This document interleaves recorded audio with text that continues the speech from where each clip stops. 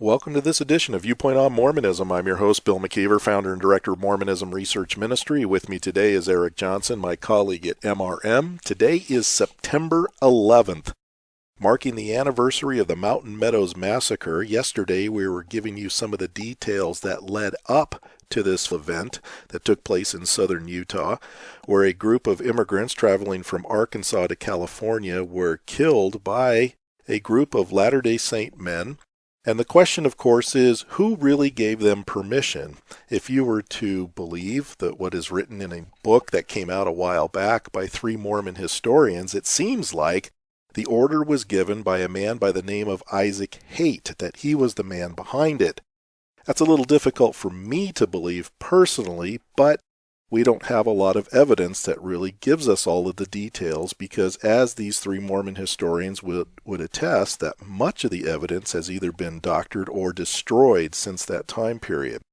Yesterday we were talking about what was going on, and we mentioned how at that time there was what was known as the Mormon Reformation.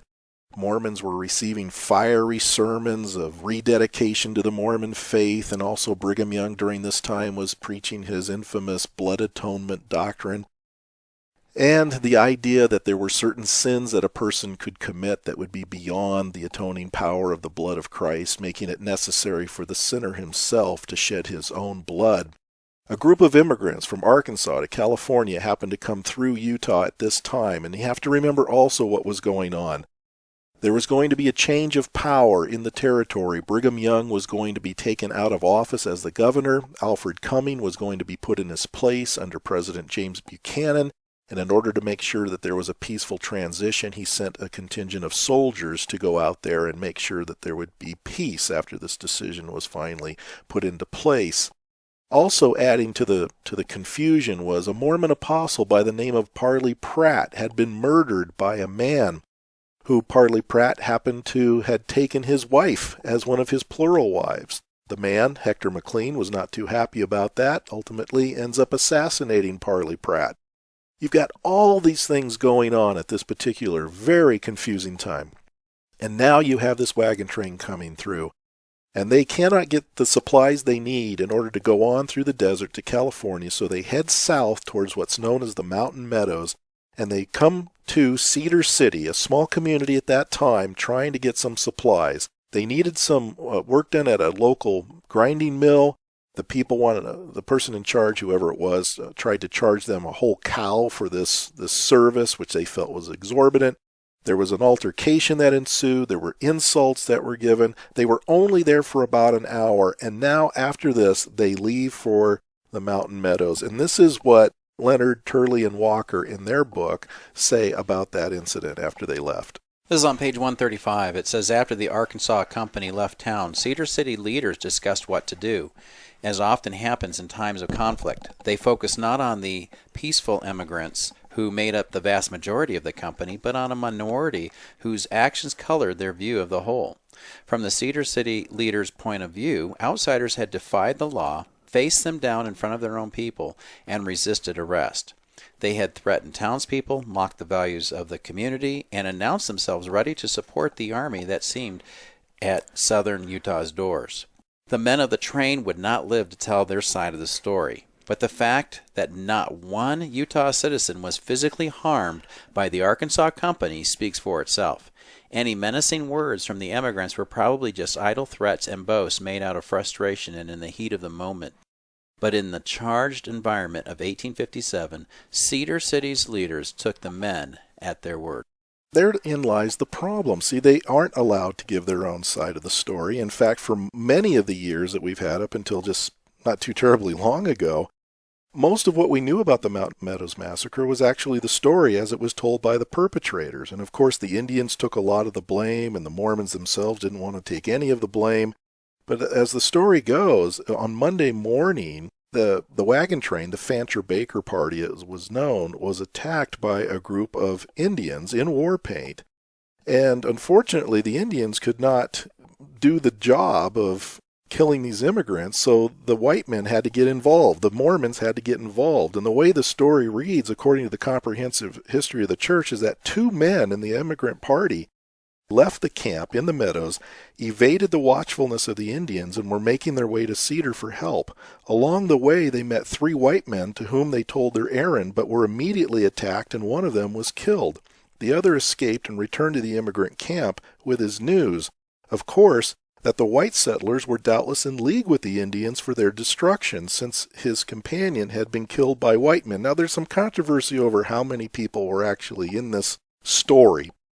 Still, we have to assume at least the main gist of what's being said here did take place. In other words, the immigrants now know it's not Indians that are just attacking them, that it's actually the white men. Well, who are the white men in the area? All they are Mormons. Mm-hmm. And they know this. But at the same time, they're running into a problem because this siege takes several days. And then finally on Friday, September 11th, 1857, the settlers, a lot of them have been killed. Many of them are wounded. They're running out of ammunition. And now John D. Lee is going to be appointed to go in with a white flag and negotiate a peace process with these men. And the way the story goes is that he tells them that they are to put their guns in a certain wagon and they're going to march out single file and they're going to find help by the locals. They're going to take them to help. So they're being lied to. They're being betrayed.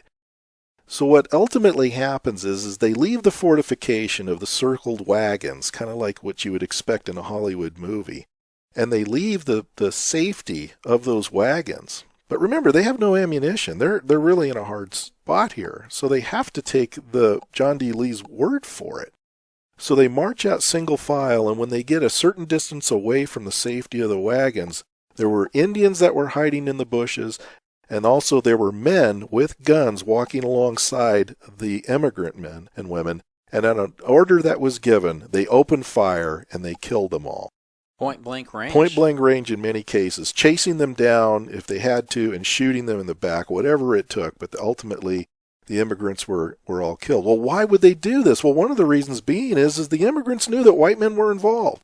Can you imagine what was going on in the minds of some of these immigrants as they're being marched out in single file? Knowing that white men were involved in this, they have to be wondering, are these guys in on it? I can't even imagine what was going on in their mind. But the point is this. The Mormons end up killing this group of immigrants, men, women, and children. Now, the younger children ultimately ended up in the homes of some of the local Latter-day Saints. And real quick, explain why they didn't kill the children. Well, because they believed that they were under the age of accountability, so they were safe in that aspect of Mormon doctrine. They would be considered innocent. So they were put in Mormon homes. Years later, when the families would start coming back to get these children, the Mormons actually charged them for taking care of them, so adding insult to injury.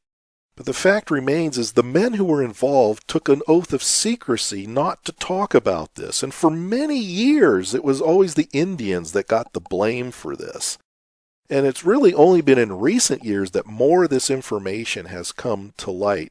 Now, the Mormon Church has never apologized for this. This is where I have a problem. I don't believe for a minute that otherwise faithful Latter-day Saint men would take it upon themselves to kill these innocent people unless they felt that they were going to be protected by someone higher up than a mere local leader like Isaac Haight. There was only one man who had the ability to protect them, and that was Brigham Young. Mm-hmm. The controversy, of course, is, did Brigham Young know about all this? As we mentioned, a lot of the evidence has been destroyed, and as Will Bagley has notably said, and I heard him say this, he says, you don't destroy evidence to protect your innocence. So we will never have the smoking gun, if you will, of whether or not Brigham Young was involved in that. But I have to think that somehow the settlers thought that he must have been behind this. Otherwise, why would they do this, knowing they would not have the proper protection from authorities afterwards? Now, in the last decade, there have been a lot of research done. There's been a couple of books you mentioned yesterday, Massacre at Mountain Meadows by the 3 Mormon historians, and then Will Bagley's Blood of the Prophets. And they differ on their views. Can you explain real quickly how they differ and how important Well, very quickly, this is? Will Bagley firmly believes that Brigham Young was the one who gave the order to kill these people. He firmly believes that. Now, naturally, 3 Mormon historians, unless you can prove that they have outright evidence that gives Brigham Young the blame, are going to defend Brigham Young. I mean, how is it that you can say that you have a prophet of God that ordered the extermination of over 120 people? So naturally, they're going to be more defensive. We don't have access to the archives like these historians did. All we can do is take their word at it that they are being totally honest with the information that they found in the archives. That's all we have to go by. But you have destroyed evidence, so you may not have everything. Well, they even admitted that. When I was at a Mormon History Association meeting, that was the question that was raised. Has the evidence been doctored or destroyed? And I think it was Turley that actually answered the question for the group. And he said, oh, yes, absolutely. They knew that there has been evidence that has been destroyed. So we will never really know. Will Bagley could be absolutely correct. My hunch is he probably is. But I have no evidence to really prove that. But the fact that the Mormon Church really won't take the real blame for the whole thing, and they always want to brush it off on the local leadership. They say that they regret what happened, but they never offered an apology. And this has bothered a lot of Latter-day Saints, as well as the family members of the victims.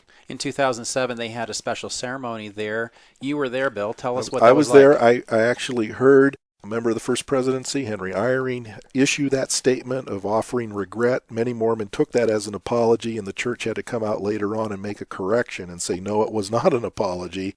It was merely regret. So the Mormon church, the buck apparently doesn't stop in Salt Lake City. I wish they would have just saying, you know what, it is a terrible tragedy. We're sorry. We don't, if Brigham Young had something to do with whether he didn't, we're sorry. The circumstances certainly were undermined, or I should say underlie some of the statements that Brigham Young was making at that particular time, and take at least that much credit for it. But they didn't, sadly. And so that wound will probably never heal.